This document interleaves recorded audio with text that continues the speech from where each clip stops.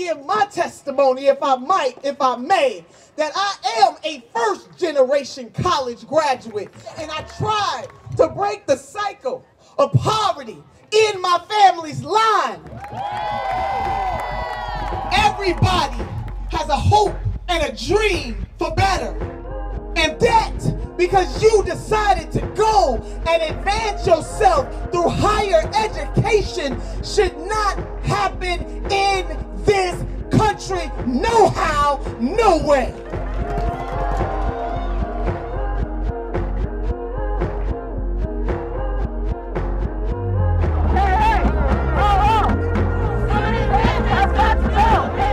Student debt punishes poor and working class people for pursuing higher education, ensnaring individuals and entire communities in compounding interest and fees.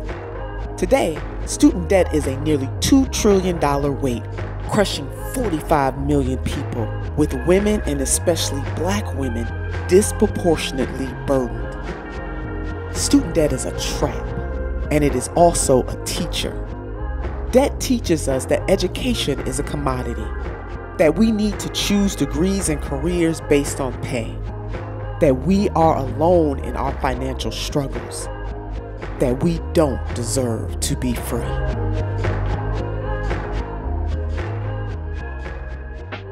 I owe over $120,000 in debt, and I didn't talk about it, and anytime I did, I automatically felt ashamed. I am probably about $80,000 in debt, and up until recently, I think my word was shame too, but while you were talking, Maddie, I was actually like, you know, it's regret. I decided to go to college because I'm a nerd. I love education, I love school, and I thought to myself, well, it doesn't matter how much it costs, it's going to pay off. I had to go to school. I'm from a family of educators. They were the first generation in their family, in our family. So it's you had the opportunity, you're going to college. I was really adamant on moving towards my career goals. And so I just pushed myself into this master's program without thinking, how am I gonna pay for it? A lack of intergenerational wealth and other structural inequities force women, and Black women in particular, to borrow at disproportionate rates. And wage discrimination makes it that much harder to escape. For every dollar white men make, Black women earn 61 cents, a lifetime loss of almost $1 million. We've been, told working class people that as long as you get an education, then you will have job prospects, you'll be able to take care of your family, you'll be able to have a future. I really used to blame myself a lot, and I used to feel a lot of shame, and then I started to look at the policies, and I'm like, wait a second, is it personal responsibility, or is it really bad policy? And I realized it's bad policy, straight up. The inaccessibility to higher education is preventing us from being able to take care of our families. The inaccessibility to higher education is keeping us in poverty. Student loan debt was never explained to me. There was never a person that sat down and said, hey, here's how you're gonna pay for college. That means over time, we're growing further and further in debt due to these inequitable systems. I originally borrowed $203,000, and that balance has since grown to $238,000. I loved being in the classroom, but teachers just do not make enough money to survive in LA. Ended up with a master's degree and then a doctorate, and then I became a principal, which is pretty much the highest position you can be at a school, and I'm still not making enough money to pay my student loan debt balance. I feel stuck between a rock and a hard place when I'm talking to my students about their plans for their post-secondary education goals. I'm teaching them to navigate the system in a way that I wasn't taught, but I'm still fearful for them, and there's days that I'm just filled with regret. That balance doesn't leave, that $238,000, it's there with me every second of every single day.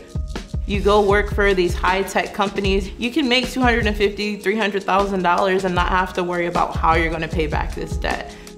I could have done that. I'm smart, I could have done that. But I took on this commitment to become an educator, and I'm being penalized for it.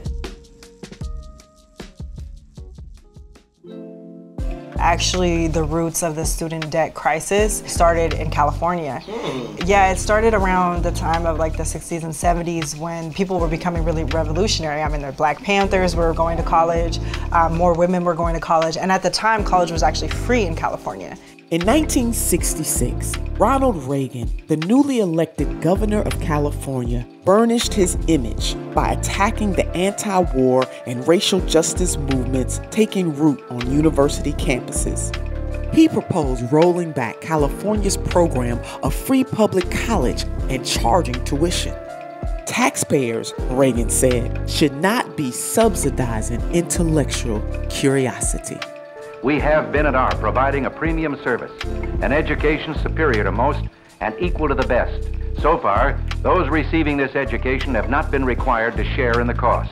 When Black and brown people started going to college in California, that's when you see public education fall away. So the burden of paying for education was placed on families. I feel like this is another way to block access to education. Our grandparents are coming off of integration. So we running up in those schools, Black people, like we're gonna get our education. But now we still got this debt though. Anything less than full debt cancellation is a loss, especially for the most marginalized. How much debt do you have? You wanna?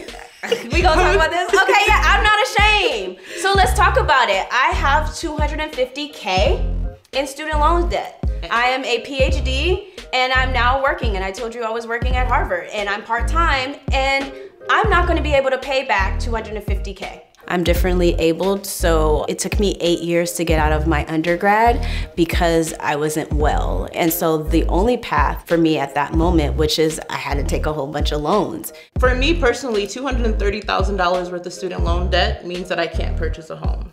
I was sold a myth in society that once I got my PhD, then I would be able to have upward mobility, that the access to generational wealth would open up for me. Upward mobility, that is a misnomer. Is that the word? Yeah, that works. That works. Upward mobility. It's a lie. That's a lie. So this idea of good debt and bad debt, you just brought up homes. That good debt, we don't even have access. We can't even get there. We can't even get the good debt. Get the good debt. We can get some bad debt real quick though.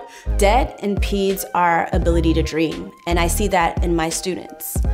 I wanted to be the educator that told the truth and the educator that unlocked dreams. If this system was no longer what we see right now, and we were able to not only imagine and envision something different, but we were actually able to embody it and do it, like, what does that look like? So a system where Black women do not have to be subject to crushing debt is a system that would benefit everyone. Part of creating better is being able to advance your education, and you should not be penalized for doing it. So what we are saying is cancel the student debt.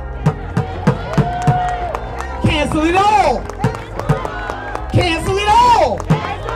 Cancel it all. Joe Biden made a promise to the American people that once he got into office, that he was going to address this crisis. Biden needs to sign an executive order and cancel all federal student loan debt, every single penny. If Biden can cancel 10K, then we know that he can cancel all of it. No student loans! No student loans! No student debt! No student debt! If all my student loan debt was canceled, I would just feel like I had a future. The first thing that I would do is go buy a home.